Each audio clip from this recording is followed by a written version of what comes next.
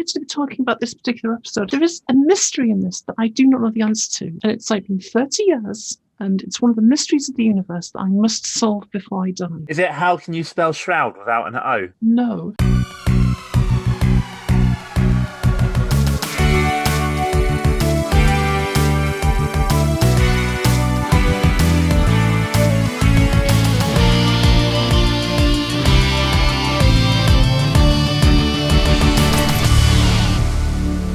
Welcome, listeners of Illusion, to Temporal Discussion, the episode-by-episode Knightmare retrospective podcast. I'm one half of the Gestalt entity known as the two Night Martins, Martin Harder. And I am Martin O'Doney. Apparently I am also half of it.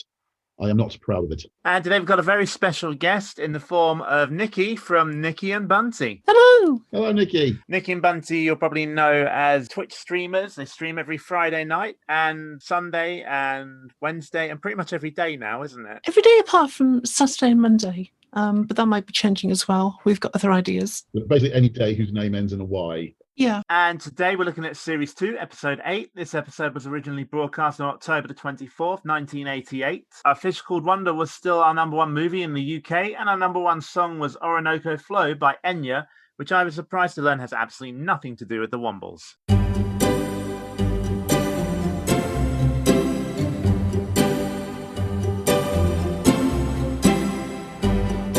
And Nikki, you've got a couple of anecdotes about Enya, haven't you? Yeah, I know that you got it confused with Sail Away. A friend of mine who's Belgian, not Belgish, as I usually say, speaks French and was really confused by Sail Away because he thought it was a song about renting out apartments. Because Sail Away is it has been rented in French. It's nonsense. That would be rent away.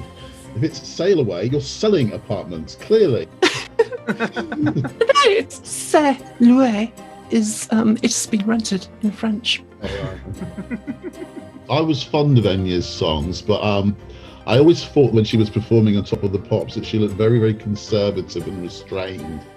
And there were times when she almost seemed to be whispering the lyrics into the microphone as though she was worried about waking the neighbours. And now time turns. The recording light burns. Time out is gone. The podcast is on. Welcome, watchers. Pause a while, for here's adventure, dungeon style. I, Traegard, the Dungeon Master, issue the challenge. Mere mortals from your time answer it. Even now, a quest is in progress. So here's a progress report. From Surrey's Vales there came three maids to guide a friend through dungeon shades. Akash his name, the sword his quest, but here the dungeon came off best. For maidens dithered, maidens blundered, and when they did our Lilith thundered. Down, she said, and down he went. The very ground beneath was rent, rocks were split and causeway crumbled. It really was a nasty tumble. Next in line came four from Knots, who mean to solve our dungeon plots. The sword again is what they're after. Can they be bright, or will they prove after? Martin, any virtual rhymes today? Crumbled and tumble, they're close enough, and knots and plot, again, close enough. So I'm giving this one a pass. Having said that, one or two of the actual rhymes are so dreadful that you want to penalise them anyway. The only line they could come up with to end it on was dafter. Did anybody even use the word daft in the ages of dread? Well, apparently they have bulldozers, so you never know. And ice packs. Yeah, they did. You're quite right. We have absolute conclusive evidence of that from the previous episodes. They confirmed in a later episode, not in season 2, but in one of the later seasons, that it's not the time it appears to be. That it's kind of a mishmash of many different eras. So that's how I always explained it away in my head. I think that's a changed continuity that they come up with there to sort of cover it, but it's always ambiguous. They have pineapples anyway. Oh, can I just point out, not virtual rhyme alert, but double entendre alert. Nasty tumble is very definitely a double entendre, although I don't think the writer realised it at the time. Is it? It is. And I'm not going to explain why, because a certain person in glasses keeps telling me off for inappropriate material on these podcasts. I don't tell you off, I just cut it out. That's even worse. I mean, I've never been inappropriate in my life, so... Oh, of course not. For now, time out is gone. The quest is on. So we left the team in the level 1 clue room facing the third and final riddle from Granite Arse. At the end of the last podcast, we asked you if you could work out what the answer was, but just in case, here's our Granitas with a quick reminder. On Monday, I planted a magic tree. On Tuesday, it grew twice its height. Each day, it doubled. On Sunday, it was fully grown. But which day was it half grown? This is a much simpler riddle than it actually seems, and if you think about it for a moment, you'll realise the answer is Saturday. So these types of math puzzles are always really easy, so long as you remember that halving and doubling are opposite. People don't think of exponential growth in the way that they should. I would agree with that, yeah. It's the situation that we're in at the moment, and people say, oh, the R is 1. That's really good. But R equals 1 is exponential growth. That's like every person infects one other person, which means it doubles every day. I think one of the problems we've got at the moment is everybody is desperately trying not to think in those terms because they just want to believe that the pandemic is over. It ain't that simple, folks. I'm sorry. Exponential growth is difficult for the majority of people who aren't mathematically minded to think about. So they were being a bit tough on the teenagers. Could be, but being tough on them is kind of the fun of making these podcasts, if you ask me. That's very true. Thursday. Falsehood. Oh, darn. Saturday was the truth, I thought. Oh, yeah. So I don't know if anyone noticed the slight nonchalant, oh yeah, from one of the advisors. I don't take it as nonchalant. I just take it as someone who's trying to hide his embarrassment. He was good. Oh yeah. The thing that bothers me about this scene is that when we rejoin the scene at the start of the episode, it's done as a zoom in on Granitas' face. If you look just above his left eye, it's right from our angle. You can clearly see some of his surface covering has been torn off, and the foam underneath it has been exposed. And they painted it grey to hide it, but they haven't really succeeded. That's the charm, though. It's part of the charm, it's true. I grew up on a diet of Godzilla movies. Ouch. So Did you ever see King Kong versus Godzilla from the early 60s? Wow. Once you watched that last night. Did you? Yeah, it was.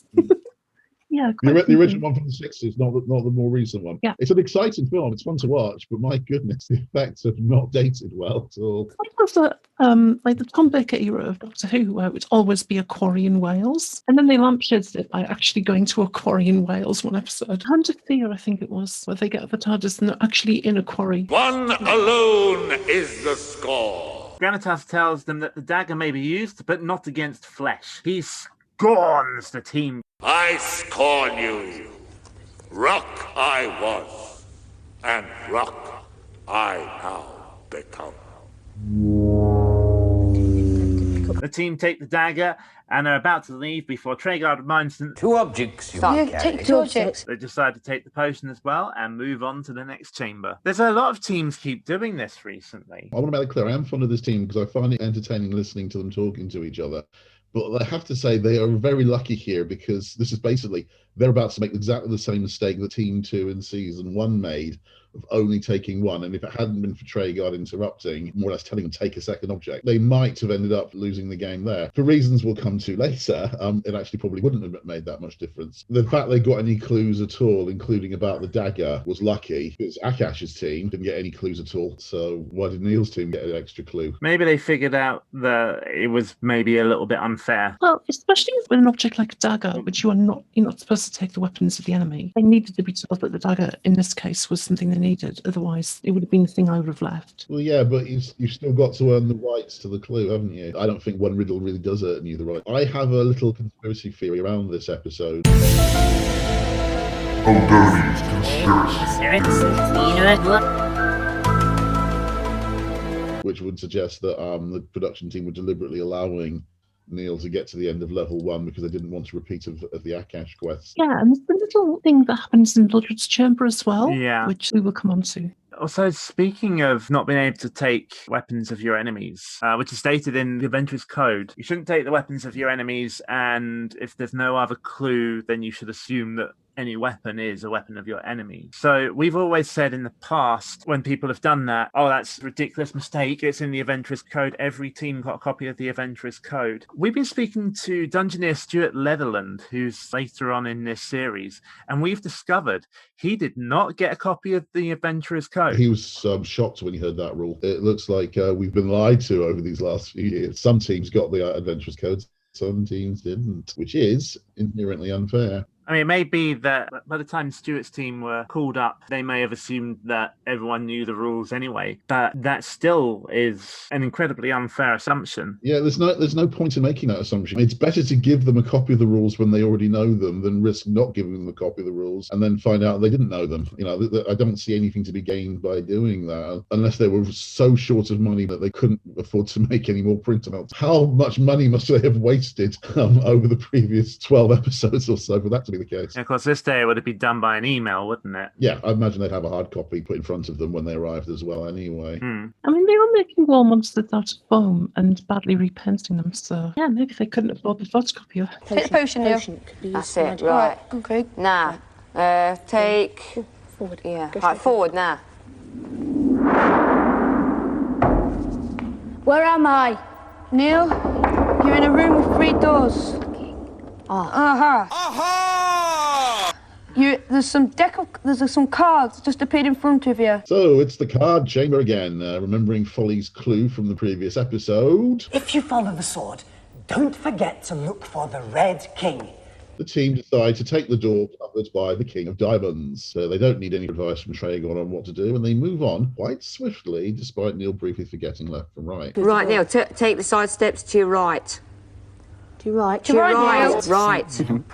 Come on, Neil. I actually find the handling of this one rather impressive and showing the stronger side of the team. There is minimal prompting and some pretty solid manoeuvring work by the advisors. Neil does have an occasional habit of going left when he's told to go right, but they never suffer too much from it. The advisors aren't sure what the Dungeoneer can see. I mean, they obviously know it's a blue screen and that lots of the things aren't actually there, but they're not sure whether the cards are there or not. The card will be completely computer generated. I do smile a little bit when the advisor says, I'm not sure whether you can see it. Of course he can't see it. Well, it's possible that they could have put something on the floor as a sort of placeholder, maybe. They do have a blue blanket, apparently. In season 8, there was a character called Stiletta who was wearing a completely blue blanket to make it appear invisible. So they could have done it that way, but it wouldn't have materialised in the way it did if that was what was happening. It just reminds me how we laugh at some of the effects in it now, but back then it was groundbreaking. It was absolutely astonishing to see this. That essentially was in this virtual world. That's one of the things that really transfixed me about it was that I obviously knew that these things weren't real, but how were they interacting with these things? Yes, it wasn't always clear as a kid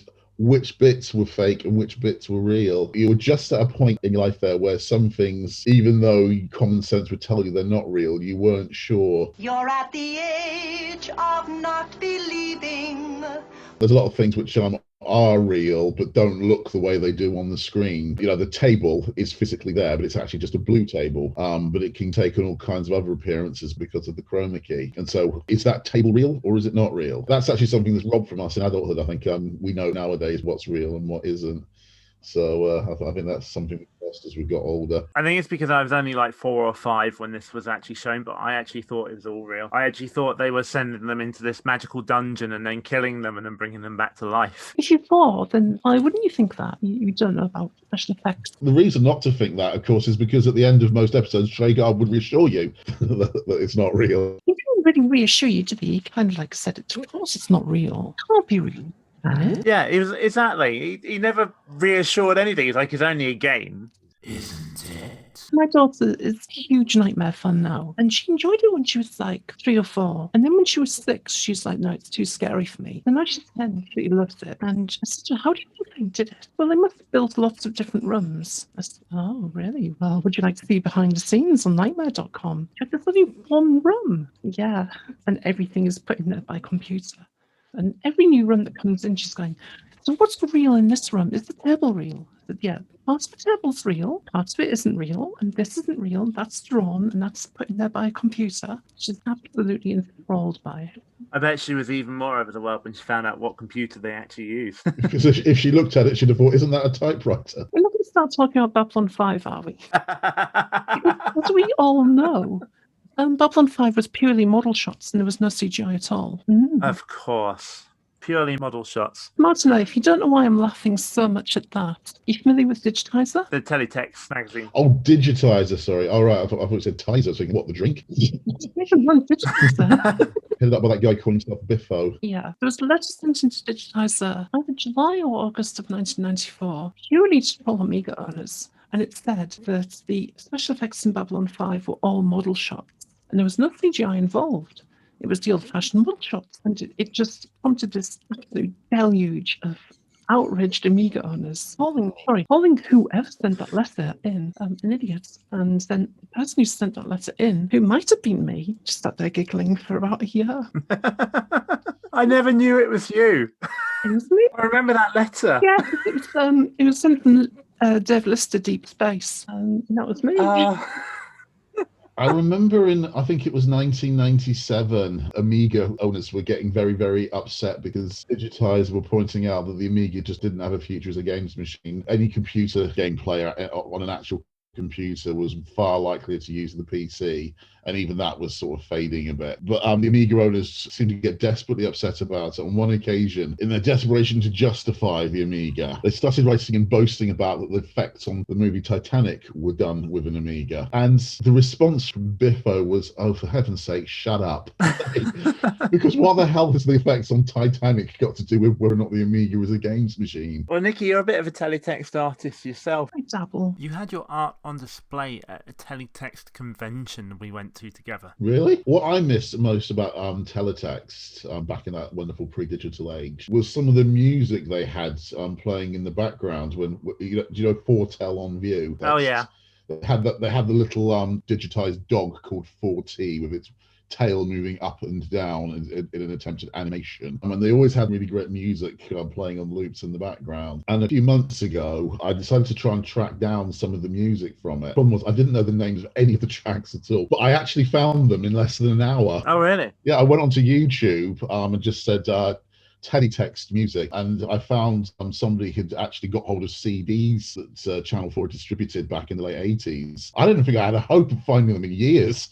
I literally found them in an hour. I miss Turner the Worm. So do I. Or was that the Snakes? I can't remember. It was the two Snakes as well. The Digitized Snakes, and there was Turn of the Worm that was the separate comic strip. I was young enough when Digitizer closed down to genuinely think that the cartoon was actually the real Turn of the Worm being sick. I didn't see it in any other way. This does not in any way reflect badly on you, Mr. H, I promise you. I think that's probably one of Biffo's biggest regrets, because he just gets asked about that every single time that I'm in a room with him. I remember I sent the occasional email to him. I seem to remember he created a character based on PC users getting really irritated with the way they spoke to people on the internet. And I wrote to him complaining, could you do somebody other than just PC owners? Because you get people like that no matter which platform they've got. Look at what Sega owners are like. Look at what Sony owners are like. Why not do a parody of them for once? And he actually published the email and said, don't take it so personally. I'm not saying it's based on me. I didn't only own a PC. I also did own a Sega. You're protesting too much, I think. Keep going. Where am I? Neil. Take one step to your right and then walk straight ahead. Don't answer that, Neil. Come on, hurry. No, get Neil. moving. Mildred, enough! Mildred's up to her old voice-changing tricks again. This time she tries to guide Neil through one of the doors, presumably to a rather nasty and most likely explosive death. Neil and the team are having none of it, though, and Traeger calls her out on her deception. Mary Miller is at her absolute best again here. She manages to be both sinister and funny, which not everybody can do, but the best actors and actresses can always do this. One of the mysteries of the universe that I have to solve before I die. The voice changing. So there's three scenarios that are in my head about how this could be done, because it genuinely looked like the advisors were kind of surprised it was happening. So either the line was pre-recorded and everybody knew and they were just reacting, or the red shirt whose voice it was, either he pre-recorded the line and nobody else knew it would happen, or they used Trigard's voice and then had him dub over the line after the recording was complete. And I need to know which one it was. Wow, we can help you there. 32 years of wondering about this, and now I'm going to find out. They used sound checks and rehearsal footage. Right, okay. It would have been when they were actually doing the original test run to see if they were any good as a team. A very effective test run that was. They would have actually taken lines that they would have been given sheets. I think when they were first doing the test, they were given a sheet, given examples of the sorts of instructions that you give, and they'd read them out loud then. What they probably didn't tell the kids was that they were recording the sound, and then they could slot them into an actual quest later. Right, right. That's why they all genuinely looked shocked. Even if they'd recorded it, they weren't expecting that to happen. The guy in the red shirt, I can't remember his name at the moment, but he probably couldn't remember ever recording that because it would have been weeks, maybe months earlier. Now, on my deathbed, if I'm asked, do you have any regrets in your life? I go, no. I completed everything I wanted to do. All part of the service, ma'am. All part of the service. What's your name? What's Neil your name? Payne. Neil? Oh, Neil. Have you got something for a poor old starving Mildred then? Something for a cooking pot? Have you got something tasty? Have you got anything? Have you got for my cooking pot? Hey? Before they give anything up, though, the team want to know why she wants something. Ask her why she wants something. Do you want something? Because I'm a poor old elderly witch woman that's hungry, that's what. The team still aren't prepared to let the clue object go just yet and ask her what she'll do for them in return. Oh, that'll be a surprise if you're good. Eh? The team decide to trust Mildred and Neil hands over the potion. The potion? I'd rather have had a bone. Right, never mind. The potion will come in for flavouring. I've got a word for you. And the word is mightier than the sword. It's just a word, mind you, not a spell. And the word is stalactite. There you are. Thank you. I wonder what would have happened if they had taken the bone. Do you think that she would have let them pass, or do you think they would have changed the script? I'm afraid one of my rather long speech moments is going to come up in a moment. O'Doherty's conspiracy. Oh no, I'll get the edit button ready. How much goblin horn do I need? So nicely appreciated by my colleague. I think they chose the wrong thing. And then they said, okay, well, we can't just have another quest end this early. But it does make sense of her being a witch that she would accept a potion. Yeah. Yeah. I've never been able to completely understand the business with the bone or the potion or the word, stalactite. You basically left the position where there was no wrong object to take in the clue room. The only way you could go wrong is somehow to leave the dagger behind after you've been pretty much told to take it with you. The significance of the word stalactite is never made clear subsequently. It appears to be a red herring in word form. It's not a spell. It proves not to be a password. So what use is it? Oh no. Had they given Mildred the bone, would she have rewarded them with an actual spell? Probably not, because the signs are that they wouldn't have needed the spell anyway, because the very next chamber turns out to be the Wellway. What my suspicion is that just like Akash's quest last episode, there's been a bit of a fix going on to make sure that we don't have another adventure that ends before it started. So what I think there was supposed to be another chamber between here and the Wellway, and that had a threat in it that would need a spell from Mildred to get past. You give her the bone, she gives you a spell. The spell gets you through that chamber, and then you're in the Wellway. They appear to have skipped over the room so that the quest can keep going. There's no evidence for that, I have to say. Nobody has ever suggested it to me. That is the likeliest answer I can come up with. If there were chambers that got cut out, maybe they did complete a chamber where they had to give passwords, but it was edited out for whatever reason. Again, it comes back to the point, they chose the wrong object and they still got rewarded. So it still feels like there's a bit of a fix going on there. But that wouldn't explain why they then tried to use the word later on. That's true. That's true. They'd already used it. They wouldn't try to use it again. Where am I? Neil, you're in a room with a well, but there's like a ghost on the top of it. Dire warning, team. A cavern wraith is guarding your route to level 2. It has no flesh and cannot harm you, Neil, but it can seriously damage your life force, which is already fading fast.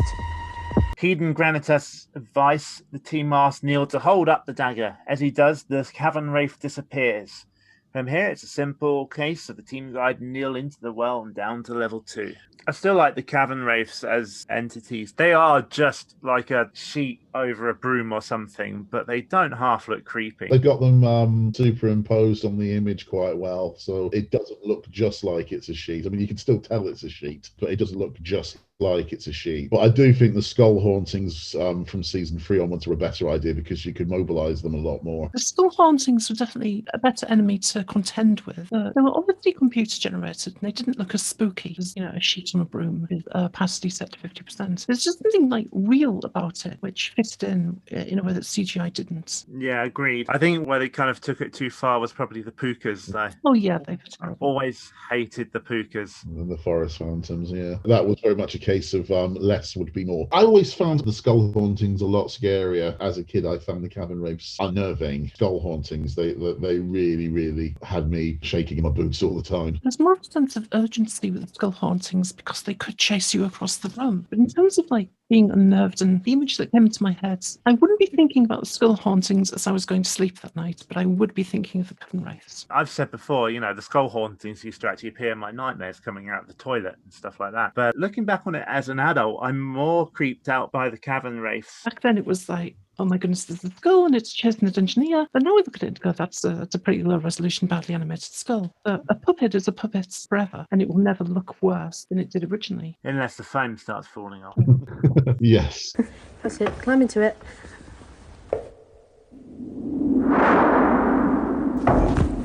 Where am I? Neil, you're in a room with 5 doors in front of you, each with a different symbol. And one... Listen carefully, team, for here is the crossroads where many different adventures meet for a short moment in space and time. One of these is yours. The way out is not the way out at all, but a shortcut to a different part of your quest, maybe even to a much lower level. It is not wise to take it, unless you have no option. You might gain from it, but there again, who knows what you might lose? Hurry now.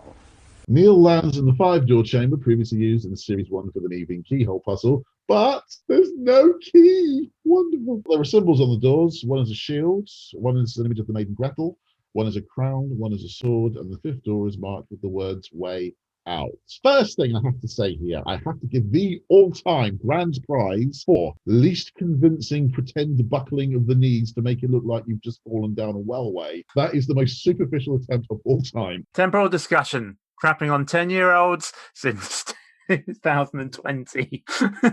It's still bloody true, though. Bit of a flub from Treguard here and his lines, but it happens. For here is the crossroads where many different adventures meet. There's a pineapple to Neil's right and the team guide him to put in his knapsack.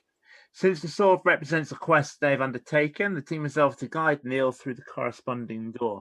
I'm quite impressed they remembered that they were on the quest for the sword, because I'd forgotten. I do wonder what it would be like if this team had Akash as a dungeoneer. That is a good question. As we said last week, we don't think Akash is a bad dungeoneer.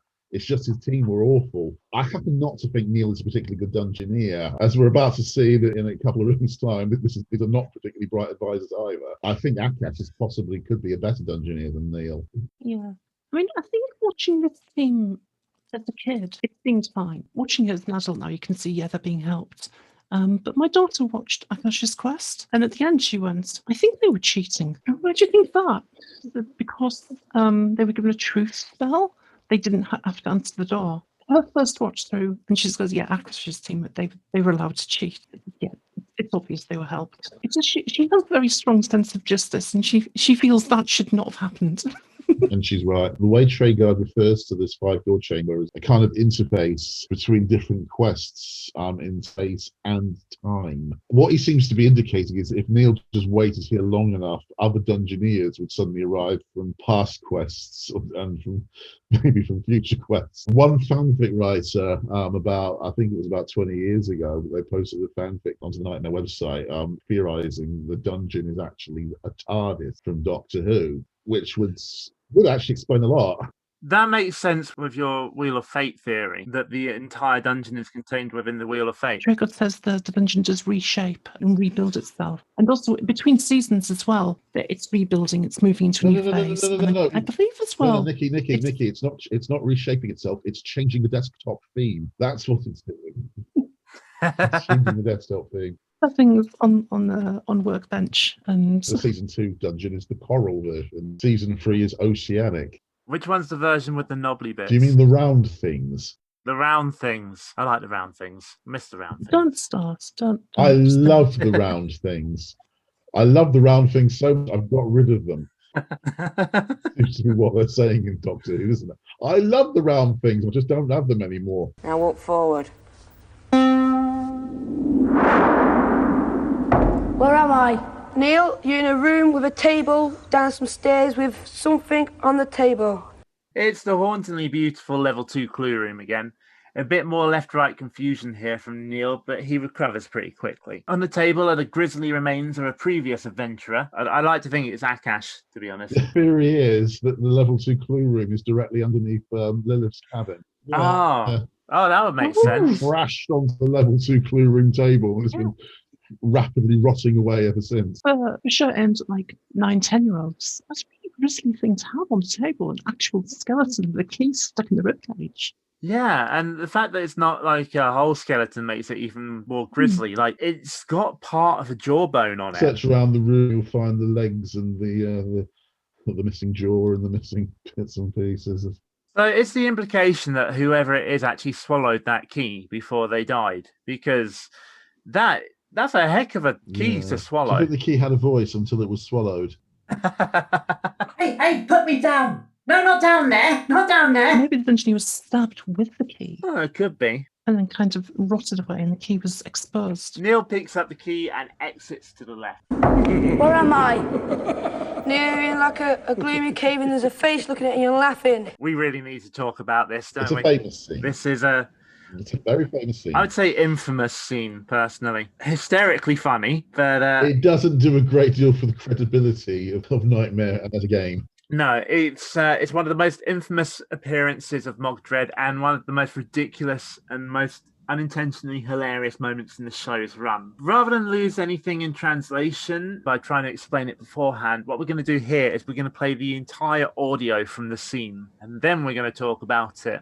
Now, see if you can spot the team's mistake before they do. And trust me, you will spot the team's mistake before they do.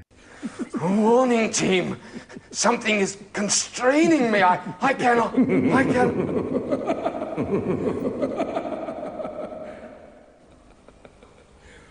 Welcome to the Vale of Mogdred.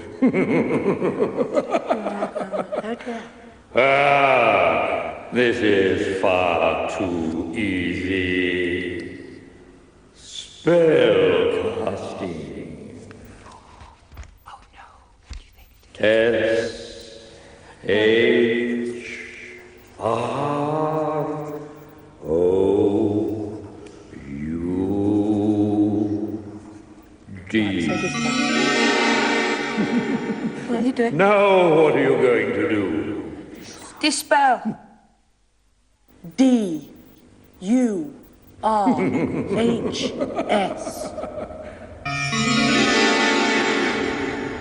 No, it's wrong. Look, that's turn spell. D-U-R-H-S.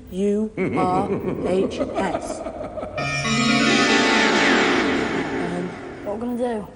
I don't know. Don't kneel. Hold on. Don't it? Say the word, Jay. There's that word, isn't there? Yeah, say the word. Stalactite. Oh, no. Use the key? No. Yeah. Tell him that we've got Merlin's key. Because he might think it's Cassie's key. Neil. Yeah? You forgot Do it again. You forgot Dispel. Dispel. Shroud. Oh, yes. I know it. Dispel. What's dispel? Yeah. O-S-R-D-H-U.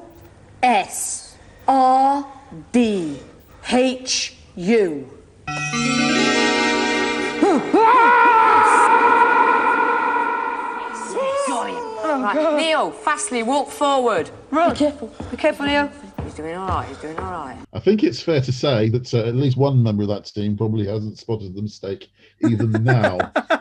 So I do like this team. I want to stress that. I do find them fun to watch. Oh, definitely. But this is why they're fun to watch. If you look at the beginning of the scene when they start dispelling, Mogdred looks genuinely worried. But by the time they've misspelt it the second or third time, I think John Woodnutt's laughter is actually natural laughter. I brilliant. The Treguard just like busting out. Oh. It's very well improvised by Hugo about to find a way of telling the obvious without making it so obvious himself. You know what I think I'm going to put in here, actually? You know that scene in Shaun of the Dead?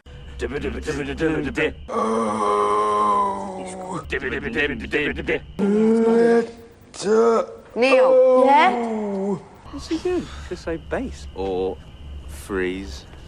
There's a lot of questions this scene raises. First one is, what exactly is turn spell? It does appear to be a legitimate chant because you get the spellcasting effect afterwards. Secondly, you notice that Mogdred must overpower Treguard once again with no great difficulty, but then he casts a really soft, easily combated spell on the Dungeoneer, which immediately takes away any of the threat that you felt from seeing him controlling Treguard. Once again, he's more blustered than brawn. Thirdly, you're discussing John Woodnutt's laughter. I'm actually pretty sure that there are lots of bits of video and sound here that are simply being recycled to make his reaction fit the team's bad spelling more suitably. Yeah, it could be. If you listen to the laughter, it sounds identical at least 4 times over. I reckon I could do like a supercut of this scene and make it last 2.5 hours. That would still probably be shorter than it actually took them to figure out what they were doing wrong. They dispelled it badly so many times. There should have been some effect. That should have been their game over. If there was Morgana there, it would have been game over. It's also the fact that there's 3 of them there. Not one of them said, oh, look, you've left out the letter O, until they got the massive clues from Treguard. I would love to know what was going through Hugo's head at the time. Yeah. It's purely a matter of curiosity, Liz. It's not a problem in any way. But why did the team decide to jumble up the letters all of a sudden, instead of just continuing to reverse the order of them after they realised they'd missed out the O? For no reason whatsoever, they then go through them in this completely random order. It's not a problem as long as you've jumbled up the letters of Shroud. It's fine. But why do it? I was just thinking, I wonder how Hugo would have dealt with it if they'd left out one of the other letters. He could just about get away with it if it was an R as well. Yeah. All I'm saying is Morgana would not have been that merciful. I forgot to tell you, you've got a bit of Morgana stan here. That actually does raise another question. Why did the dismissal of the Shroud spell cause Mogdred to disappear? I didn't see that as the spell making disappear. He appeared to me to be terrified that they could dispel it. And then he ran away, which never made sense to me because he's supposed to be as powerful as Merlin, but dark. He's a blusterer. It's always been the problem for me with Mogdred. That and the fact that his dialogue is always actually really, really cheesy. He's presented as much more of a threat than he really poses. But after 25 years of checking their spelling, they finally figure out the correct way to dismiss the Shroud spell and send Mogdred packing. And then it's just a question of walking across the bridge. Where am I? Neil, you're in a room with a chessboard. Right. Oh dear. This is not chess as you know it, but combat chess. Neil, take care not to step off your own game squares. The trouble here is the enemy bishop is deadly, and you are quite vulnerable. You must move only when it's your move, and you have seconds to complete it. Safe exit is your target. Now concentrate. The game is on, and yours is the knight's move. So it's combat chess time again. This time the team have to consider the required moves to collect a sprite of energy, as well as avoiding the black bishop and exiting the chamber. Neil begins at E1, the bishop at E8. Right, so now we have the unenviable task of trying to make basic chess sound exciting in an audio format. So we'll have to add some dramatic music. Alternatively, you could play yakety sax over this. Yeah, I'm doing that. I'm playing yakety sax.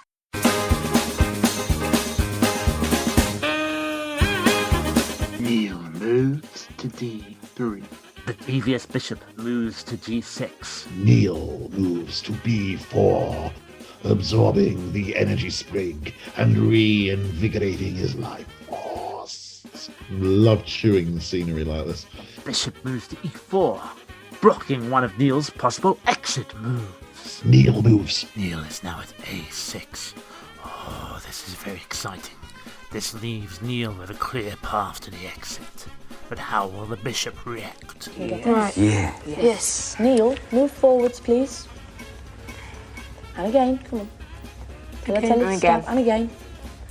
And once more, once more, a little bit. That's it. Okay. Stop. Go to your right, side step. Once more. And once more.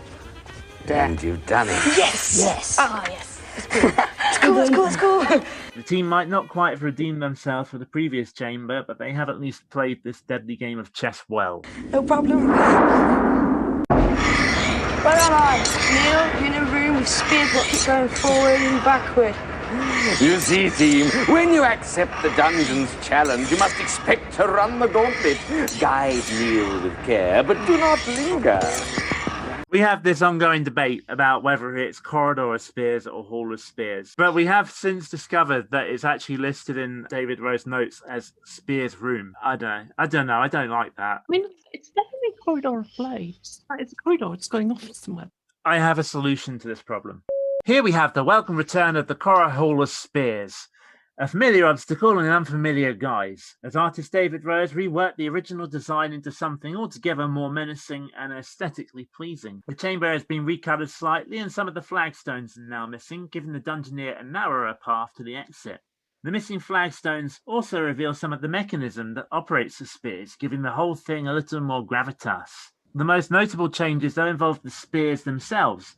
Whilst there are still two sets of spears, each set includes only one spear on each side, set much lower to the ground to avoid the issues created by the limits of the chroma key technique, which originally meant that the spears had to be stopped when the dungeoneer got past them. Probably the most important difference, though, is that the spears now cross in the middle, thus removing the previous guaranteed safe path. I do like that bit here. If we ever say run, we mean run. Right. And if we ever say stop, we mean stop. Okay. Like the words had suddenly changed meaning. Yeah, well, what they mean is, if ever we need you to take it literally, this is the moment when you've got to take it literally. It's kind of negated by the fact that when they actually need him to run, they don't say run, they say go. That doesn't help, but nobody said they were jealous. I recall disliking the new look of the hall when it was introduced back in '88, but nowadays I prefer it with the mechanism there. You can almost imagine a dungeoneer getting caught in the mechanism. I also think it's a lot more relentless now. They don't have to stop the spears moving in and out when the dungeoneer gets past them. It does make it look like it wouldn't necessarily kill them. I mean, at best, it might severely hobble them. So we'd normally have a bit of moan about the team's manoeuvring skills here. I don't think you can really put much blame on the team this time. Neil is again, he seems to take left and right as interchangeable. He also seems to take little and big rather interchangeably as well. Yeah, and sidestep and turn. He seems to be having a bit of a problem. I think what's happened is that he's clearly got himself flustered right at the beginning with the left and right, and then is making mistakes because of that. But the handling of it is nowhere near as bad as, say, Team 6 in Season 1, if you remember the way they kept on stopping him, just as they go, stop, no, stop, go, no, go, no, stop, no, don't go. That was bad handling of the Corridor of Spears. One of these rooms as well, it's difficult, corridors, holy doors. A lot of these holy doors, it's difficult to judge where you are in relation to those spears as well.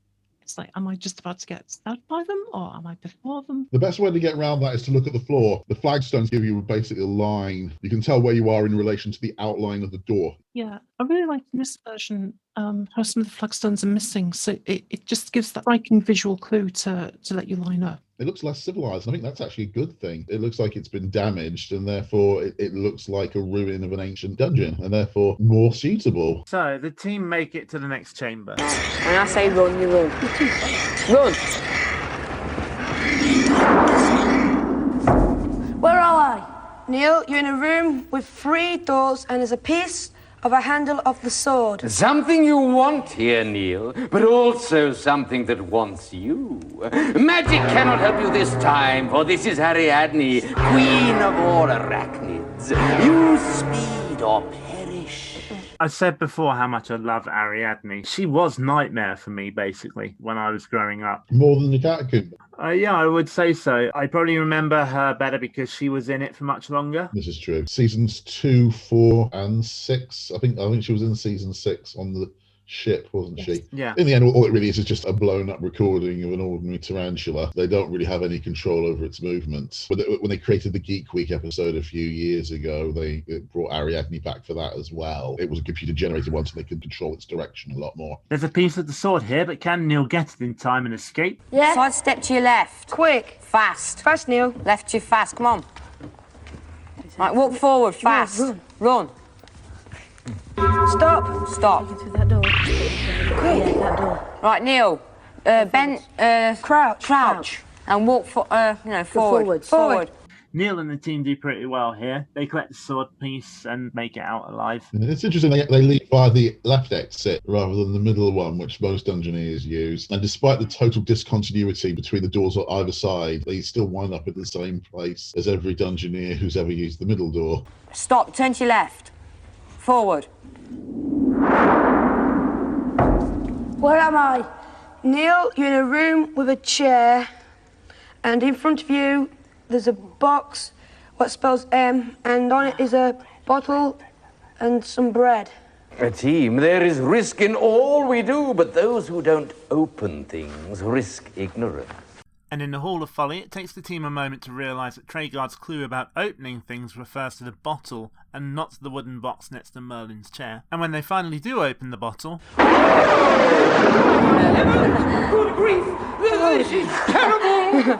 Hey, you down there, Dungeoneer! Don't just stand there! Help! Oh, dear. Team basically get Neil to talk Merlin down, but it doesn't half seem like a chore. And a little tip for everybody to try this at home whenever they watch this episode. Switch off the sound while the scene's playing. Play some Bee Gees music over it. You Should Be Dancing is a pretty good one to play in here.